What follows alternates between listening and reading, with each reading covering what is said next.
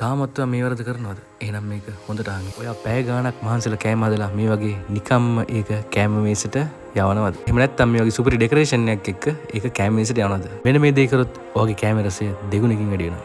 මහන්සිලා රසට කෑම හදන ඔයාගේ ඒ කෑමේ රසය තවත් වැඩි කරන රහසක් තමයි මම ඔයාලට අද මේ කියලා දෙන්නේ. දිගටම වීඩියෝ එකත් එක්ක ඉඳලා ඉන්න. ඇත්තටම මේක ලස්සනයි නම් වීඩියෝ එකට කමෙන්ට් එකක් ලයික් එකක් දාලා අපි යමු වීඩියෝ එකට. Apple ගෙඩියකින් භාගයක් භාවිතා කළා තමයි අපි මේ නිර්මාණය කරන්නේ. මෙන්න මේ විදිහට අංශක 90ක් වෙන විදිහට දෙපැත්තෙන් අපි කැපුම් යොදා ගන්නවා. යාළුවනේ වීඩියෝ එක ස්පීඩ් කරලා තියෙන්නේ ඒ ඔයාලගේ වටිනා කාලය ඉතුරු කරන්න. මෙන්න මේ විදිහට දෙපැත්තෙම අපි කැපුම් යොදාගෙන ඒක මේ වගේ පරිස්සමට ලස්සනට හදා ගන්නවා. ඒක තමයි අපේ පළවෙනි පියවර. මෙන්න මේ වගේ දෙපැත්තෙම අංශක 90ට කැපුම් යොදලා මේ නිර්මාණය අපි මෙන්න මේ විදිහට පටන් ගන්නවා. අංක 2 ඒ තමයි Apple Bird ගේ හිස කොටස නිර්මාණය කරගන්නේ. ඒකත් මෙන්න මේ විදිහට පරිස්සමට කපා ගන්නවා. එයාගේ ඇස් වලට අපි පාවිච්චි කරන්නේ මේ Apple ගෙඩියක ඇටයක්ම තමයි. channel එක subscribe කරලා නැත්නම් දැම්මම channel එක subscribe කරන්න. එතකොට තමයි ඔයාලට අපේ අලුත්ම වීඩියෝ එසනින් නරඹන්න පුළුවන් වෙන්නේ. ඒ හින්දා channel එක subscribe කරන්න, like එකක් දාන්න, comment කරන්න, ඔයාගේ යාළුවන්ටත් බලන්න මේ වීඩියෝ එක share කරන්න. මෙන්න මේ විදිහට වැඩි කොටස් අපි ඉවත් කරගන්නවා. මම කලින් කිව්වා වගේ ඇපල් ඇටයක් දෙකට කපලා අපි යාගේ ඇහැට තියනවා.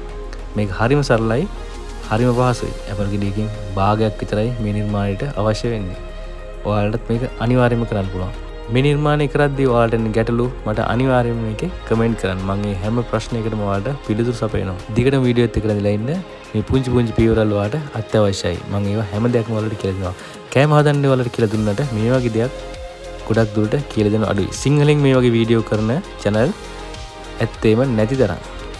මුදල් වැය කරලා කරන කෝස් එක කියන දේවල් ඔයාලට මම මේ ෆ්‍රී කියලා දෙන්නේ. ඒ හින්දා මේ දේවල් හොඳට අහන් ඉන්න. මේක කවදා හරි ඔයාලට වැදගත් දෙයක් වෙනවා. හිස කොටස සවි කරලා ඉවරයි. දැන් අපේ ගොඩක් දුර නිර්මාණය ඉවරයි. හැබැයි තාම ඉවර නෑ. ඔයාලට මේකේ තව ඩෙකරේෂන් කරගන්න ඕන නම් අපිට මේකේ ඇපල් ගෙඩි ඉතුරු භාගයක් ගන්න පුළුවන්. ඒක අපි මේ විදිහට කපාගෙන මේකේ වටේට තියා ගන්නවා. හොඳට බලන් ඉන්න ඒ දේ කරන්නේ කොහොමද කියලා. ඇත්තටම cooking and food carving කියන්නේ 50-50. ඒ කියන්නේ ඒ දෙකටම ලකුණු 50-50 ඔයාගේ කැමරට හම්බ වෙනවා. ඒ හින්දා ඔයාගේ කැමරා රසය 100% කරගන්න මේ දේවල් දෙකම ඕන. ඔයාගේ කැමරා මේසෙට මේ වගේ food carving එකක් තිබ්බොත් තමයි ඒ කැමරා රස සම්පූර්ණම විඳ ගන්න පුළුවන් වෙන්නේ. ඒකට හේතුව තමයි දැකීමෙනුත් ඔයාලගේ කැමරට ප්‍රියක් ඇති වෙනවා. ඒකට මේ නිර්මාණය හරිම වැදගත්.